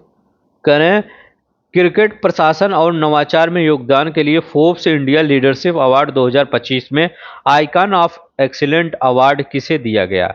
आइकन ऑफ एक्सीलेंट अवार्ड किसको दिया गया? तो ये जय शाह को दिया गया। ये कौन है? आईसीसी चेयरमैन है, याद रखेंगे। आईसीसी चेयरमैन कौन है? जय शाह है, इन्हीं को ये अवार्ड दिया गया। Forbes India leadership award 2025। यहाँ कह रहे हैं हाल ही में फीफा ने किन देशों को फीफा विश्व कप 2026 से प्रतिबंधित कर दिया है? तो फीफा विश्व कप 2026 जो है, ये फीफा ने क्या किया है? प्रतिबंधित कर दिया है। तो वो कौन कौन से देश हैं जिसको प्रतिबंधित कर दिया? तो ये कौन है? रूस है, पाकिस्तान भी आ गया है इसमें, और कांगो। ठीक है, तो रूस, पाकिस्तान, कांगो, फीफा ने क्या किया? फीफा विश्व कप 2026 जो है इससे प्रतिबंधित कर दिया है। ये याद रख लेंगे। ठीक है, किन किन देशों को? रूस, पाकिस्तान, कांगो। ठीक है, 2 एशियन कंट्री हैं और एक कौन सा है? अफ्रीकन कंट्री है। ये देखिए यहाँ क्या करें, मार्च 2025 में संन्यास लेने के बाद लेने वाले भारत के 5 बार के ओलंपिक टेबल टेनिस खिलाड़ी कौन है? तो ये शरत कमल है। कौन है? शरत कमल है। कह रहे हैं 9 मार्च 2025 को भारत ने दुबई में किस देश को हराकर तीसरी बार आईसीसी चैंपियंस ट्रॉफी जीती है? तो भारत ने किसको हराया था? न्यूजीलैंड को हराया था। ठीक है, न्यूजीलैंड को हराकर आईसीसी चैंपियन ट्रॉफी जीती। डोनेट आर्गन सेल्फ लाइफ अभियान किस क्रिकेट संस्था से शुरू किया है? तो किस क्रिकेट संस्था ने शुरू किया है डोनेट आर्गन सेल्फ लाइफ? ये किसने शुरू किया है? तो आईसीसी ने किया है, याद रखिए। इंटरनेशनल क्रिकेट काउंसिलिंग ने किया है, ये याद रख लिए। कौन से? Donate organ self safe life. Donate organ save life, ये है ना, किसने शुरू किया है? ये आईसीसी ने किया है। यहां देखते हैं, कहना खो खो वर्ल्ड कप 2025 का शुभंकर कौन सा है? ठीक है, मास्कॉट, जो मास्कॉट होता है वो खो खो वर्ल्ड कप का, वो क्या है? तो वो क्या है? तारा और तेजस। तारा और तेजस है, ये याद रखें, बी आंसर हो जाएगा। यहां देखें, किस खिलाड़ी ने सबसे तेज 14,000 रन एक दिवसीय 14,001 रन पूरा करने का विश्व रिकॉर्ड बनाया? Fastest 14,000 run. तो ये कौन हो सकते हैं? विराट कोहली हो सकते हैं। यहाँ कर मेजर ध्यानचंद खेल रत्न 2024 से निम्न में से किसे सम्मानित किया गया है? तो मेजर ध्यानचंद 3 स्टार का क्वेश्चन है, ये याद रखें। मेजर ध्यानचंद खेल रत्न, मेजर ध्यानचंद खेल रत्न 2024 किसे सम्मानित किया गया है? बताइए। तो किसको सम्मानित किया गया? मनु भाकर को, डी गुकेश को, प्रवीण कुमार को, हरमनप्रीत को सम्मानित किया गया। तो ये बी वाला आंसर, मनु भाकर, डी गुकेश, प्रवीण कुमार और हरमनप्रीत सिंह को सम्मानित किया गया है। ठीक है, हरमनप्रीत सिंह किससे हैं? ये प्रवीण कुमार, हरमनप्रीत सिंह ये हॉकी से हैं। डी ये मनु भाकर शूटिंग, ठीक है, और डी गुकेश किससे हैं? ये डी गुकेश शतरंज से हैं। ये मनु भाकर शूटिंग से हैं, शूटिंग से हैं ये। और ये डी गुकेश किससे हैं? शतरंज से हैं, शतरंज। ठीक है, प्रवीण को हम ये है। यहाँ देखते हैं, यहाँ के अंडर 19 महिला आईसीसी T20 विश्व कप 2025 के फाइनल में भारत ने किस देश को हराकर लगातार दूसरी बार खिताब जीता है?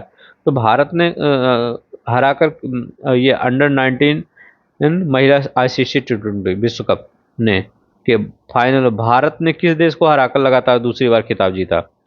किसको हराया है? दक्षिण अफ्रीका को हराया, याद रखेंगे, साउथ अफ्रीका को हराया है। अंडर 19 महिला T20 विश्व कप 2025 की प्लेयर ऑफ द टूर्नामेंट कौन बनी है? अंडर 19 महिला T20 विश्व कप 2025 की प्लेयर ऑफ द टूर्नामेंट कौन बनी है? इसमें जीते हैं। ठीक है, तो ये प्लेयर ऑफ द टूर्नामेंट कौन बनी है? गोगांडी त्रिसाला, याद रखिए, गोगांडी त्रिसा भारत। ये जो गोगांडी त्रिसा है ये भारत की है। इन्होंने 309 रन, ठीक है, बनाए थे, याद रखें, और विकेट भी लिया था। गोगांडी त्रिसा, ये इनको क्या है? प्लेयर ऑफ द टूर्नामेंट मिला है। यहाँ क्या है? चीन के हार्बिन में हुए 9वें एशियाई शीतकालीन खेल 2025 का उत्तराधिकारी 2025 का आधिकारिक शुभारंभ क्या है? तो याद रखिएगा, चीन के हार्बिन में हुए 9वें एशियाई शीतकालीन खेल 2025 में आधिकारिक शुभांकर क्या है, ये बताना है। तो इसका आधिकारिक शुभांकर क्या है? तो बिनबिन और निनी है। तो याद रखिए, बिनबिन और निनी। 24 जनवरी से 2 फरवरी 2025 तक मुंबई में आयोजित प्रथम विश्व पिकल बॉल लीग की विजेता कौन सी थी? तो मतलब विजेता टीम कौन सी थी ये बताना है। तो कौन थी? बंगलोर जवान्स थी, ये याद रख लेंगे। यहाँ देखिए कह रहे हैं हाल ही में किस भारतीय महिला क्रिकेटर को आईसीसी महिला one day cricketer of the year से मतलब चुना गया है? तो ये कौन है? स्मृति मंधाना को चुना गया है। कौन है? स्मृति मंधाना। 1 फरवरी 2025 को बीसीसीआई का पॉली उमिगर अवार्ड, बहुत इंपॉर्टेंट है, कई बार ये पूछा गया, पॉली उमिगर किस क्रिकेटर को दिया गया? तो पॉली उमिगर पुरस्कार किस क्रिकेटर को दिया गया? ये जसप्रीत बुमराह को दिया गया। किसको दिया गया? जसप्रीत बुमराह को दिया गया। उत्तराखंड में आयोजित राष्ट्रीय खेलों का शुभंकर क्या था? उत्तराखंड में आयोजित राष्ट्रीय खेलों का शुभंकर, तो जो अभी उत्तराखंड में राष्ट्रीय खेल आयोजित हुआ था उसका शुभंकर क्या था? मौली था। याद रखेंगे क्या था? मौली। मौली याद रख लेंगे, मौली। अब यहाँ देखिए कह रहे हैं कि हाल ही में किस पूर्व भारतीय क्रिकेटर को मेलबर्न क्रिकेट क्लब एमसीसी का सदस्यता दी गई है? तो किस क्रिकेटर को दी गई है? मेलबर्न मेलबर्न क्रिकेट क्लब, ठीक है। तो ये किसको दिया गया है? तो एमसीसी का किसको दिया गया? सचिन तेंदुलकर को दिया गया है, ये याद रखें। किसको दिया गया? सचिन तेंदुलकर को। यहाँ करें फीफा वर्ल्ड कप 2023 की मेजबानी किस देश को सौंपी गई है? जो फीफा वर्ल्ड कप 2034, यह 34 है, याद रखें। फीफा वर्ल्ड कप 2034 की मेजबानी सऊदी अरब करेगा, याद रखिएगा। कौन करेगा? सऊदी अरब करेगा। फीफा विश्व कप 2034 की मेजबानी सऊदी अरब। आईसीसी चैंपियन ट्रॉफी 2025 के इवेंट एम्बेसडर में शामिल नहीं है। तो इवेंट एम्बेसडर में शामिल नहीं है कौन? तो कौन कौन शामिल हैं इवेंट एम्बेसडर में? ये है शिखर धवन, याद रख लीजिए, शिखर धवन शामिल है यहाँ पर। और कौन शामिल है यहाँ पर? टिम साउदी भी शामिल है यहाँ पर। टिम साउदी, शेन वाटसन भी शामिल थे जो आपका इवेंट एम्बेसडर में, आईसीसी चैंपियंस ट्रॉफी 2025 के इवेंट एम्बेसडर में ये हो गए। शिखर धवन हो गए आपके, टिम साउदी हो गए, शेन वाटसन हो गए, बेन स्टोक नहीं थे। तो याद रखेंगे ये बेन स्टोक नहीं थे, ये वाला आपका सही हो जाएगा, ठीक है। तो और पाकिस्तान के कौन थे? सरफराज अहमद पाकिस्तान के थे, ठीक है। सरफराज सरफराज अहमद, ठीक है। ये कहाँ के थे? ये पाकिस्तान के थे, ये भी शामिल हुए थे, ठीक है। Shikhar Dhawan, Tim Southee, Shane Watson, Sarfaraz, ये सब ये टिम साउदी न्यूजीलैंड के थे, ये ऑस्ट्रेलिया के हैं। भारत का वह पहला राज्य जिसने जनवरी 2025 में ग्रामीण क्रिकेट लीग शुरू करने की घोषणा की है, पहला राज्य है जिसने क्या कहा है कि हम ग्रामीण क्रिकेट लीग शुरू करेंगे, तो वो बिहार शुरू करेगा, याद रखेंगे। जहां पर 16 राज्यसभा की सीटें हैं, तो कौन करेगा? बिहार करेगा। किस महिला क्रिकेटर को आईसीसी महिला क्रिकेटर ऑफ द ईयर के लिए राचेल हे हो फ्लिंट ट्रॉफी से सम्मानित किया गया? राचेल हे हो फ्लिंट ट्रॉफी से तो किसको सम्मानित किया गया? ठीक है, तो ये किसको किया? अमेलिया केर, ये है न्यूजीलैंड की हैं अमेलिया केर, इन्हीं को सम्मानित किया गया, अमेलिया केर को। बीबीसी इंडियन स्पोर्ट्स वुमेन, अच्छा क्वेश्चन है, 3 स्टार लगा दीजिए। ईयर ऑफ द ईयर 2024 खिताब किसे मिला है? तो BBC Indian sports women of the year 2024 पुरस्कार ये किसको मिला है? तो ये मनु भाकर को मिला है, याद रखिएगा, शूटिंग के लिए, ठीक है। किसके लिए? मनु भाकर को। हाल ही में किस देश ने महिला खेलों में ट्रांसजेंडर एथलीटों को भाग लेने पर प्रतिबंध लगा दिया है? तो अमेरिका ने कहा है कि हम ट्रांसजेंडर एथलीट नहीं रखेंगे, ठीक है। ये याद रखिए, प्रतिबंध लगा दिया है पूरी तरह से। हाल ही में किस भारतीय क्रिकेटर को men's cricketer of the year 2024, याद रखिएगा, men's cricketer of the year 2024 के लिए सर गॉरफील्ड सोबर्स अवार्ड से सम्मानित किया गया है, ये बताना है। अच्छा क्वेश्चन है, ये 3 स्टार का क्वेश्चन है, ये क्वेश्चन आ सकता है, ठीक है। तो men's cricket of the year 2024 के सर गॉरफील्ड सोबर्स अवार्ड से किसको सम्मानित किया गया? जसप्रीत बुमराह को, याद रखिएगा। इन्हीं को अभी कौन सा पुरस्कार मिला था? इन्हीं को अब से पॉली उमिगर पुरस्कार मिला था, याद रखिएगा। पॉली उमिगर भी इन्हीं को मिला था, इन्हीं को क्या मिला है? सर गॉरफील्ड सोबर्स अवार्ड, ये वाला बताइए। ये क्वेश्चन, भारत सरकार ने मार्च 2025 में अहमदाबाद गुजरात में किस अंतर्राष्ट्रीय खेल के आयोजन की मेजबानी के लिए दावेदारी प्रस्तुत की है? तो भारत ने कहा कि क्या हम अब ये खेल आयोजित करेंगे, बहुत दिन से नहीं हुआ हमारे यहाँ। ठीक है, 9-10 में हुआ था, इसके बाद नहीं हुआ। ठीक है, तो ये क्या हुआ था, कौन सा खेल है? तो ये कॉमनवेल्थ 2030। तो कॉमनवेल्थ जो 2030 है, तो ये भारत ने कहा कि हम यहाँ पर आयोजित करना चाहते हैं। मतलब अभी ये कंफर्म नहीं हुआ, दावेदारी सिर्फ पेश किया गया है 2030 में, कॉमनवेल्थ 2030। अब देखिए, फरवरी 2025 में आईसीसी द्वारा प्लेयर ऑफ द मंथ के रूप में किन खिलाड़ियों को चुना गया है? तो आईसीसी द्वारा प्लेयर ऑफ द मंथ किन खिलाड़ियों को चुना गया है, ये बताना है। तो पुरुष में किसको चुना गया है? पुरुष में शुभम गिल को चुना गया है, अलाना किंग को चुना गया है। अनाला किंग, अनाला किंग को ऑस्ट्रेलिया की है, याद रख, किन है ये शायद। ठीक है, किंग किन अलाना ही है, याद रखिएगा, ये ऑस्ट्रेलिया की हैं। और शुभम गिल तो इंडिया के हैं, तो इन्हीं को चुना गया है फरवरी 2025 में आईसीसी द्वारा प्लेयर ऑफ द मंथ के रूप में। ठीक है, किन खिलाड़ियों को? तो शुभम गिल, अलाना किंग। अक्टूबर 2024 में यूएई में आयोजित महिला टी20 विश्व कप 2024 में किस देश ने पहली बार जीता? याद रखिएगा, किस देश ने पहली बार जीता? ये यूएई में आयोजित महिला टी20 विश्व कप 2024। ठीक है, तो ये कौन सा देश है जिसने पहली बार जीता? ये न्यूजीलैंड ने पहली बार जीता है, याद रखिएगा। अक्टूबर 2024 में यूएई में आयोजित महिला टी20 विश्व कप 2024 किस देश ने पहली बार जीता? तो न्यूजीलैंड ने पहली बार जीता।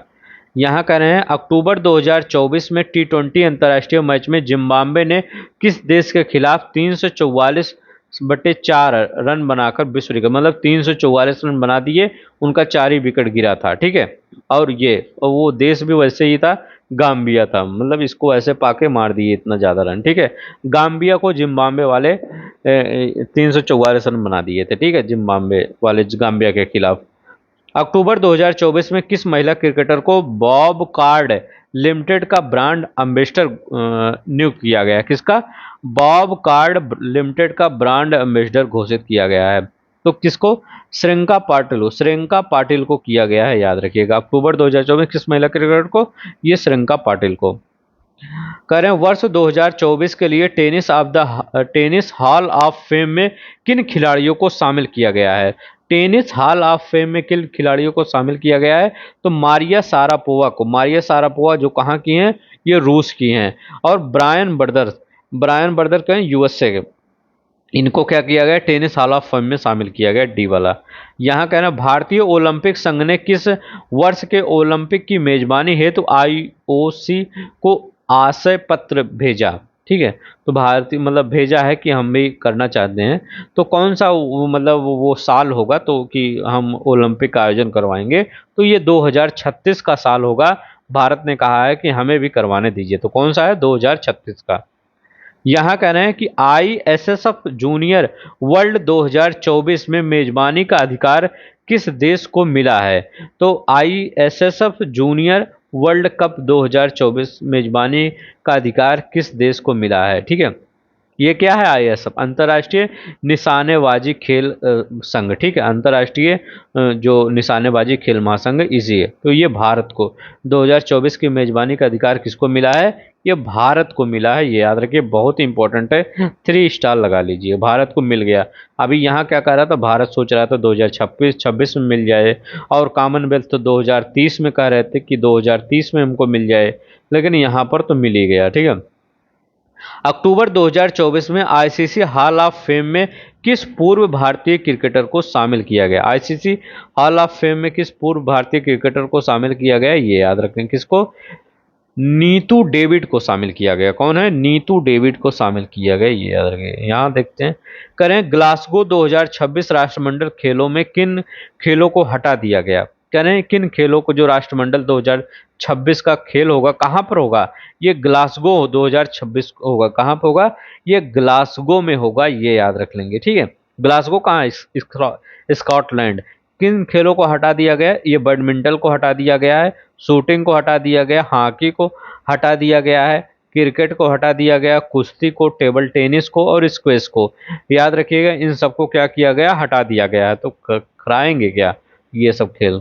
ठीक है, तो बैडमिंटन, शूटिंग, हॉकी, क्रिकेट, कुश्ती, टेबल टेनिस, स्क्वैश, इन सबको हटा दिया गया, ये याद रखेंगे। अब यहाँ पर देखते हैं, करें 21 से 22 सितंबर 2024 को 35वें शतरंज ओलंपियाड में पुरुष और महिला दोनों वर्गों में स्वर्ण पदक जीतने वाला कौन सा देश है? तो बताइए, पुरुष और महिला दोनों वर्गों में स्वर्ण पदक जीतने वाला देश कौन बना है?